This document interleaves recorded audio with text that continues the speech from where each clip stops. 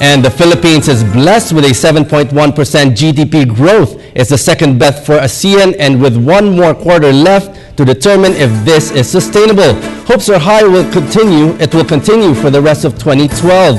And tonight we have on the line is Mr. Guillermo Luz, Chairman of the National Competitiveness Council, to give us an insight on how the private sector views the growth of the country for the entire year. Good evening, sir. Good evening. So are you confident that our growth will be sustained for the rest of the year? With regards to consumer spending, consumption, will they continue to register high numbers? Yes, we believe so. The momentum of the economy will continue to year end.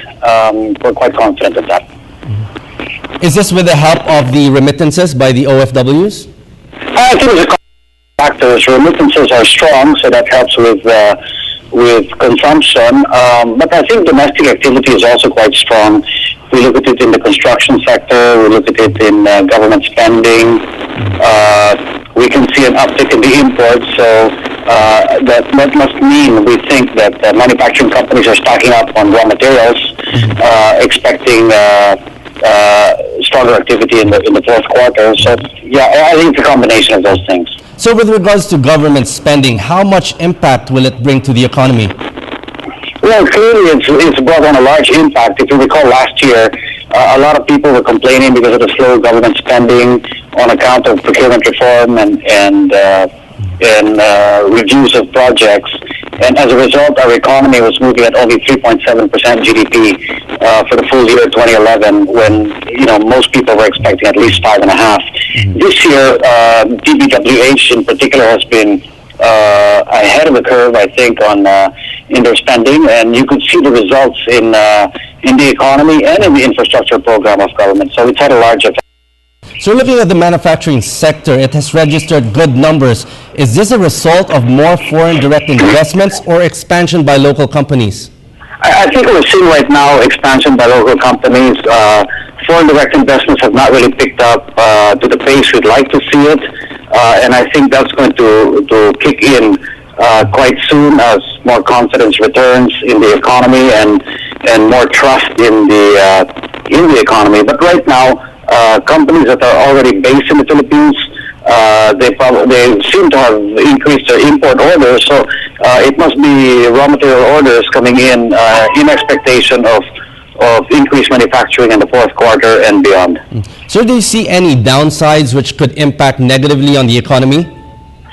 Well, as the peso appreciates beyond a certain point, it does affect our service exports business, the BPO business. It also affects our own export industries, meaning manufactured exports.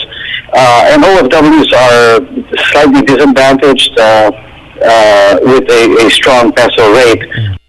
And the pluses for us is that the plus, I think, would be that the price of imported goods, fuel, for instance, will continue to be moderated, and maybe power rates might see some moderation as well in those rates.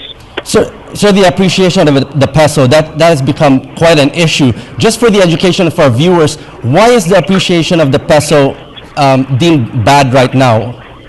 Well, if you're in the export markets, for instance, I mean, you set your pricing based on certain exchange rates, and you try to maintain some competitiveness against other products out there entering export markets. So if ours appreciates and other countries depreciate their currency, then we have a bit of difficulty maintaining some price competitiveness across a certain product line or service line. So the only way to compensate for that is we have to deliver really superior service or superior product. On the coming in, let's say if you're an OFW, you expected to have your families exchange money at a certain rate, and it has appreciated, then they're going to be getting less pesos for the dollars sent to them. So that would be below their expectation in terms of the peso conversion. So it cuts, as I say, it cuts both ways. Yeah. So that we just have to kind of watch it carefully and see what are the effects for both outward bound, the export guys, and inward bound remittances. We see it as a double-edged sword. Do you see a middle ground where we see where the peso should be right now?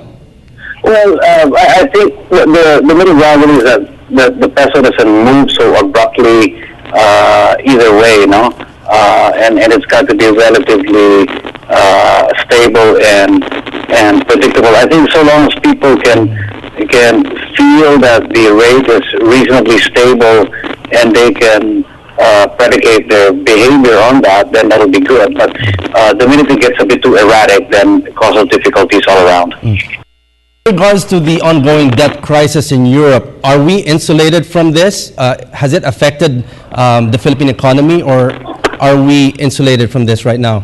Well, so far, I mean, on the European side, we're reasonably well covered and protected from that side. No, we don't have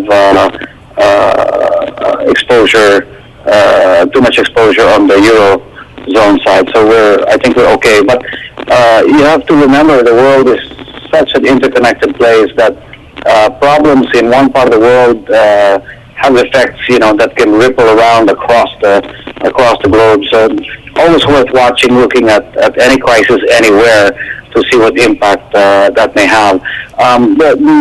The impact may not be felt, may be felt in places that you don't quite expect. It might come in on the trade side or on the FDI side. So it doesn't always surface immediately on a side that you might be looking at. Okay, on that note, thank you very much for joining us tonight. That was Mr. Bill Luz, Chairman of the National Competitiveness Council. Thank you very much.